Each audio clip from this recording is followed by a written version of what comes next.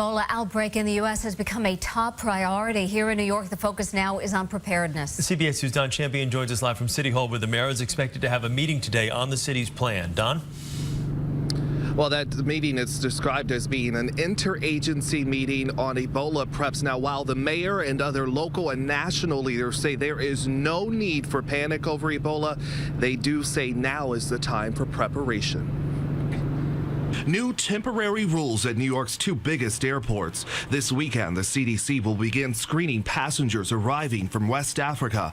The new measures come after the death of 42-year-old Thomas Eric Duncan in Dallas. Hospitalized since last month, Duncan contracted Ebola in his native Liberia. There is certainly no need to panic here in New York or anywhere else. When you have the right health facilities and health measurements in place, it's a pretty good bet that it's not going to spread in America the way it has spread in other places.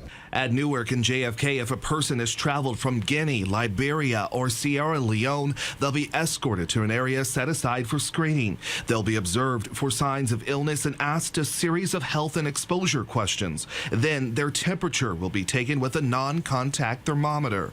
If anyone shows signs of Ebola, they'll be evaluated by a quarantine officer. It is also a robust visual inspection of individuals who are coming from these countries, questionnaires that they're going to have to fill out. Meantime, we're getting a look at how New York City's 11 public hospitals are bracing for Ebola. This is a look inside a quarantine room at Bellevue. Patients showing symptoms of Ebola at the hospital are sent directly to the room, where doctors and nurses wear special protective gear like this while tending to the patient. Aside from airport screenings, there will now also be observation and screenings at ship ports around New York City, where many merchants arrive directly from Liberia. I understand there have been calls to ban all travel to West Africa.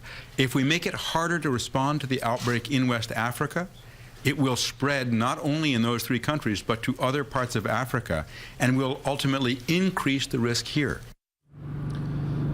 Now, the passenger temperature screenings will start at JFK on Saturday and then expand to 4 other airports across the country, including Newark next week. Meantime, the mayor's meeting today is set to begin just before 12:30. We're live outside City Hall. Don Champion, CBS 2 News.